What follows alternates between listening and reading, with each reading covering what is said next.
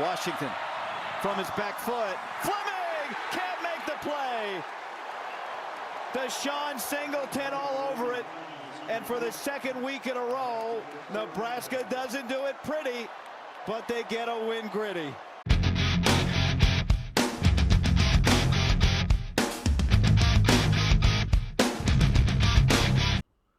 Hello and welcome back to another Huskers Victory Week.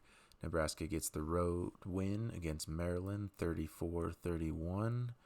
Kind of an ugly game with multiple turnovers, but a win's a win's a win. Let's dive into it. This game felt like there was a lot going on for both sides, but when you try and simplify the game as much as possible, it comes down to Nebraska running the ball and controlling the game with their offensive line and moving the ball really well on the ground, but committing 3 terrible turnovers through the air that gave 17 points to Maryland and allowed them to take the lead.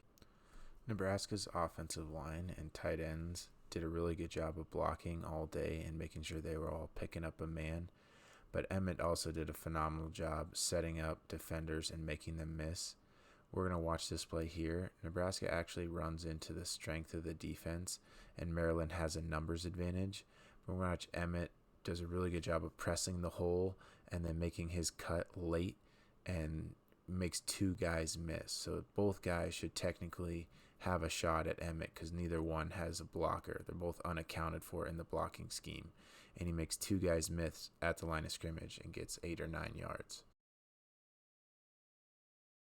Nebraska's offensive line did a really good job of climbing to the second level and getting blocks at guys downfield. We're going to watch this play. The right guard, Rocco Spindler, and the center, Justin Evans, double team the defensive tackle, and they carry him up to the linebacker. And then Rocco Spindler climbs over to the linebacker and grabs him. And that allows Emmett to get a nice little cutback lane behind Rocco and get 12 yards on the first play of the game.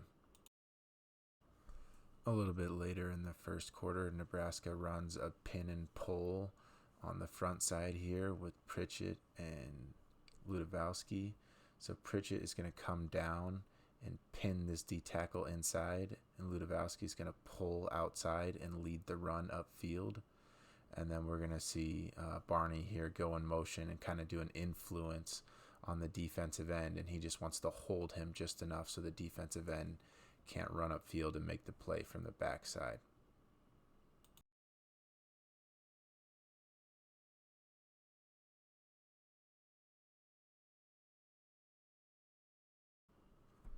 Another phenomenal play that I want to highlight is the screen to Isaiah Hunter. Obviously, we hit it 2 weeks in a row with Michigan State and Maryland, both of them going for about 60 yards.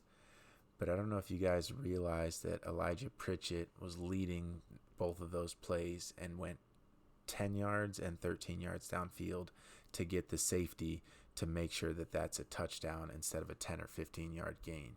So we'll watch both of these plays here, one from Maryland and one from Michigan State, where he gets the safety.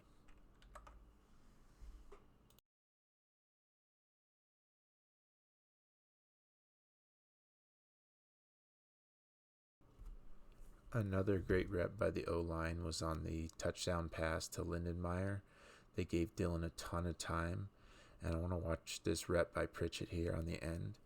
Maryland puts this defensive end outside on the tight end, and then he's going to take a wide rushing path. Pritchett does a good job getting depth, and then when he tries to throw his hands by and go underneath, Pritchett sets his feet and then comes back upfield and ends up driving him into the ground. And then Dillon throws a touchdown. This Maryland game was a game that we all wanted to watch the offensive line bounce back, and they did bounce back in a big way. I think we're going to build on that even more in the Minnesota game, but look forward to my video coming out a little bit later this week, and I'll break down how I think we can take advantage of Minnesota. Go Big Red.